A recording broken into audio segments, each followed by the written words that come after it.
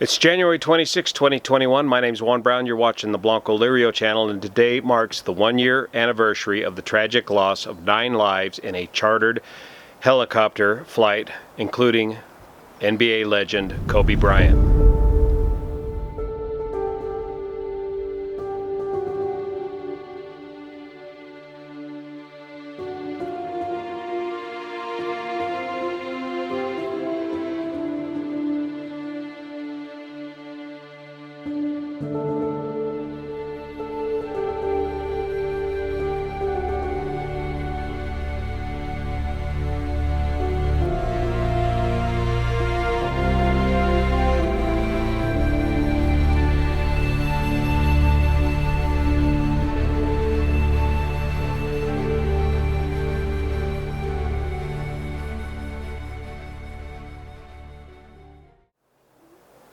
The loss of Kobe Bryant in this accident makes this accident a, quote, high-profile accident.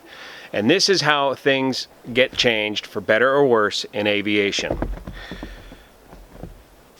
The NTSB should have their final report out on 9 February along with recommendations regarding this accident.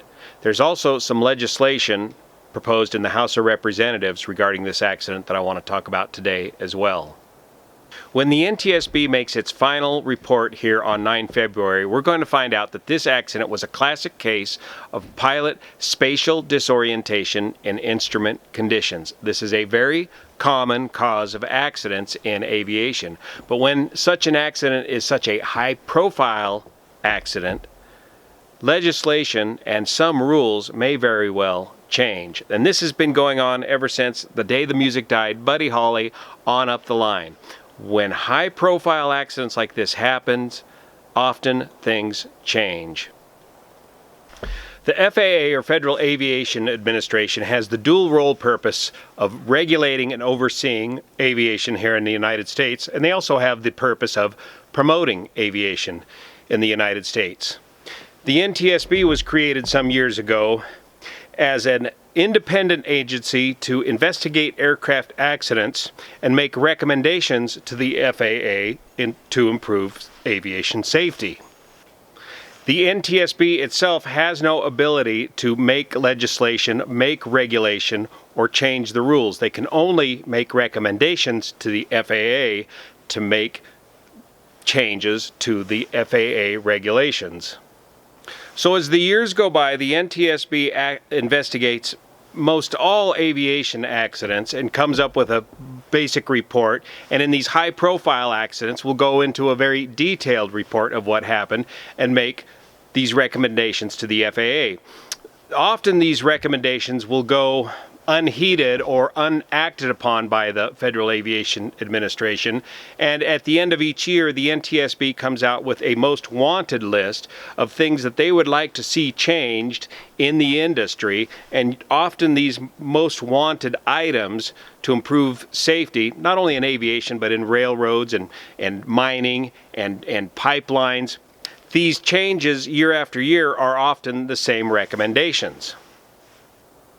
So it often takes a high-profile accident like this for the FAA to actually act on the recommendations of the NTSB, and often it takes the boot of some legislation to get the FAA to act on some of the recommendations on behalf of the NTSB, and that's going to be the case in this accident.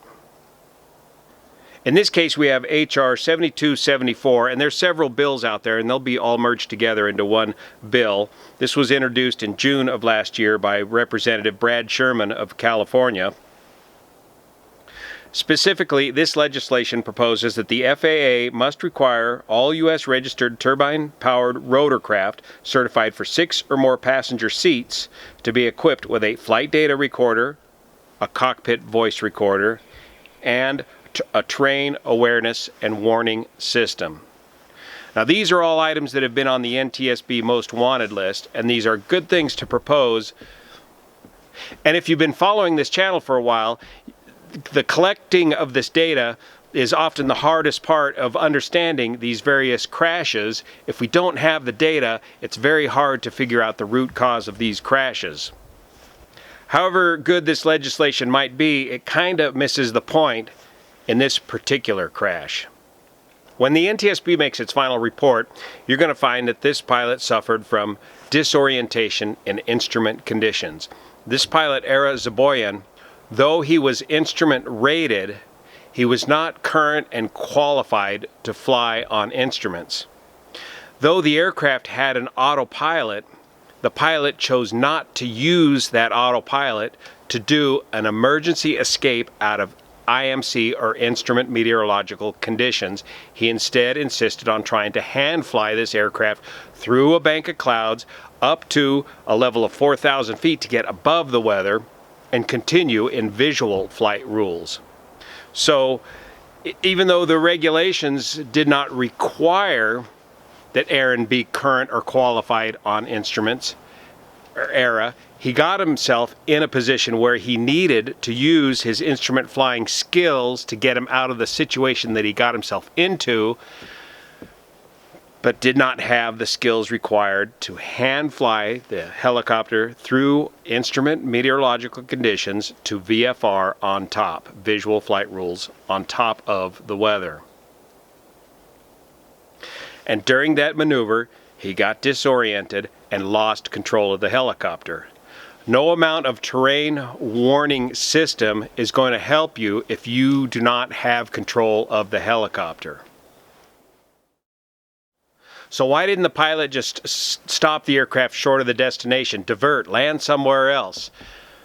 Once you get into the soup, it's very hard to, you've got to get out of the soup. And the best way to get out of the soup is just to climb up and out of it, rather than descend down into it, into the terrain, without knowing exactly where the terrain is, even if you had the TAWS equipment on board the aircraft. The safest bet was what Aram was doing, was climbing up out of the soup.